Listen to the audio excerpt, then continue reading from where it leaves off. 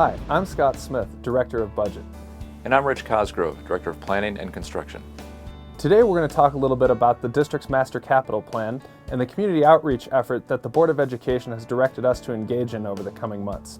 We'll talk about the capital needs in the district, school finance in Colorado, and how school finance affects capital funding, and then we'll give you some options on how you can provide your feedback to the district on the capital needs that we have. Every year, our Long Range Planning Committee submits to our Board of Education in June our Master Capital Plan. That's a detailed document that lists all of our current unfunded capital needs, from facilities, transportation, security, and technology. This June, the Board directed staff and the Long Range Planning Committee and Fiscal Oversight Committee with performing community outreach to inform and educate our stakeholders on our capital needs and a potential funding strategy. We briefed the Douglas County Economic Development Forum, the Partnership of Douglas County Governments, and the Home Builders Association, and we received really good feedback on this presentation and what to focus on and inform our stakeholders. Since then, we've revised our presentation, and this is part of that, in fact, what you're seeing. Our goal is to obtain feedback from over 80 SACs and from the elected officials, town councils, and from several town halls, and to provide this feedback to our board in the March to April timeframe of 2015. This slide summarizes our $275 million in unfunded needs over the next 5 years. The most important point here is the piece of the pie that shows the issues that could interrupt the educational program and mission. That's $25 million. In particular, it's key mechanical and electrical systems that in theory could interrupt a portion of a school or an entire school. For example, a boiler, a chiller, transformer, or an electrical panel. Next is life safety, in particular, fire alarm systems. They need to be replaced and maintained in order to send trouble signals to our district security, 24/7 dispatch, as well as to the local fire authorities. The $17.4 million in security is security equipment, radios, servers, and cameras. And technology includes computer rotations, hardware, storage devices, servers, and central support systems, basically the backbone that keeps our computer and wireless infrastructure ongoing. Transportation is for buses and our support fleet. We have over 300 buses, some of which have over 400,000 miles and are in need of repair and replacement. We do have some new construction in our needs, specifically in addition to Casa View High School, early childhood centers, and a special education K-8. We have over 80 schools and support facilities. The average age is 19 years old. Some of the building components in these facilities have or will reach their expected life, and they will remain safe and code compliant because we will continue to maintain them. However, in order to continue to provide a safe and healthy environment for the educational mission, these components do need to be addressed. There's an industry standard called the Facility Needs Index, and basically it's a ratio of the amount of work that needs to be done as far as maintaining a building to the replacement value of that facility. And in essence, we have 5 facilities that do have high risk of component failure and 38 facilities with some risk of component failure that need to be addressed. This next slide is a typical example of one of our 3 planning areas. We have the North Planning Area, East Planning Area, and West Planning Area. For the North, specifically Highlands Ranch and a portion of the district east of I-25, you'll see a breakout of our capital needs. Typically, the high schools are going to have the most capital needs because those are the most square foot. A high school has over 250,000 square feet. We have life safety needs, communication security needs, and just the technology need is significant at every school. As you can see on this slide, Highlands Ranch has basically over $9 million in capital needs. Even look at Lone Tree. While Lone Tree is a new school, they still need district technology to be addressed and to be replaced in various components. Fox Creek Elementary was recently remodeled in the last general obligation bond. However, we again have needs, in particular to the technology component.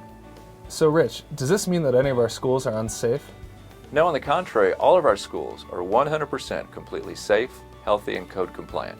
They meet all federal, state, and local codes and safety requirements. What it means is that we want to be proactive with preventive maintenance as opposed to reactive with corrective maintenance. Perfect example is a roof. You want to replace a roof before the end of life of that roof, before it fails. Because if it fails, not only are you replacing the roof, but now you have to replace the roof deck, insides of the building, for example, and even perform mold abatement if needed. Great, thank you.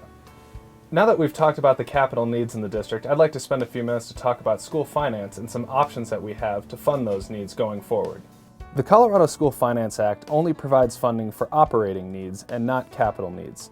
Operating needs would include all costs associated with classroom instruction and teacher and staff salaries and benefits. The way we fund these operating needs is through our general fund. Our general fund is largely comprised of revenue that we receive from the state of Colorado, local property taxes, and local vehicle taxes. Because the Colorado School Finance Act does not provide funding for capital needs, the most common way to fund capital needs are through general obligation bonds. Those capital needs would include new construction, capital reinvestment, and capital equipment such as roofs and boilers. Bond funds are a local property tax that are 100% funded locally and 100% spent locally. There are other ways to meet capital needs, such as diversion of general fund dollars, but the most common method used in the state of Colorado is a general obligation bond.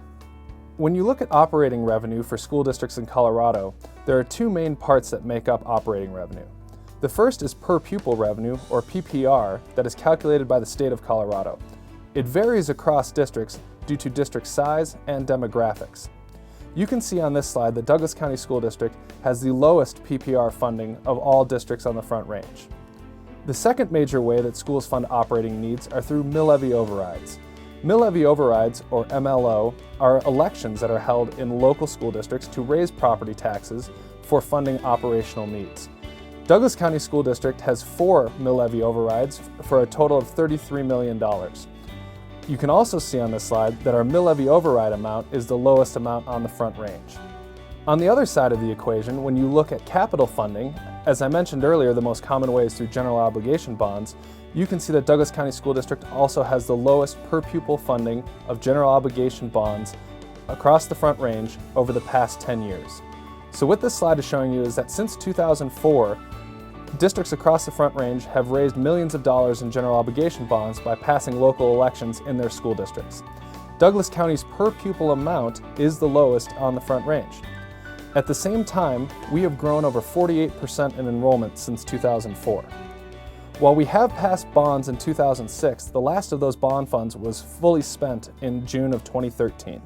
One potential way to meet the unfunded capital needs over the next 5 years would be to issue a general obligation bond. This could only happen if there were a successful election in Douglas County authorizing the district to issue new bonds. As you can see by the red line on this slide, the district's debt service, or the amount we have to pay in interest and principal costs on our general obligation debt, is set to decrease over the next few years. This is because current debt that we have outstanding is going to mature. When that debt matures, our costs go down. What you're seeing on this slide is the tax bill for the average homeowner in Douglas County. In 2016, if nothing happens, taxes would drop about $36. This is because our required annual debt service will decrease, and we will only levy taxes on the amount that we need to pay for our debt service.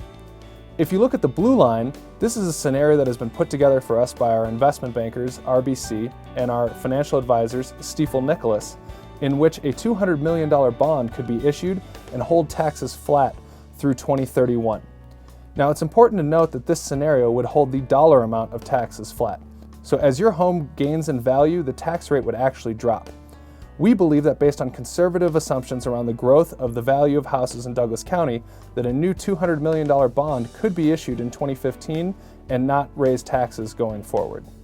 If the district were able to issue general obligation bonds, this means that the district would be able to save some money that it's currently diverting from the general fund to pay for capital needs.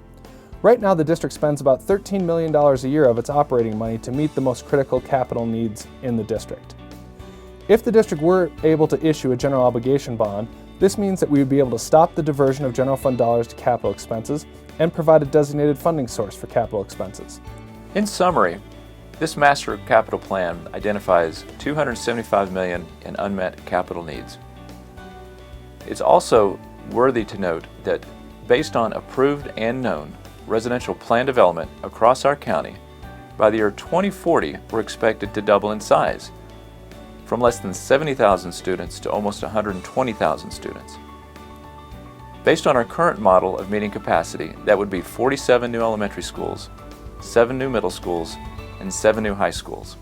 As I mentioned previously, an existing set of bonds are set to mature in 2015, which is causing our required debt service to decrease starting in 2016. Because of that decrease, that is why we believe that based on the advice of the financial professionals that the district works with, a $200 million bond could be issued without increasing taxes. As a reminder, bond funds are 100% locally sourced and spent 100% locally in Douglas County School District.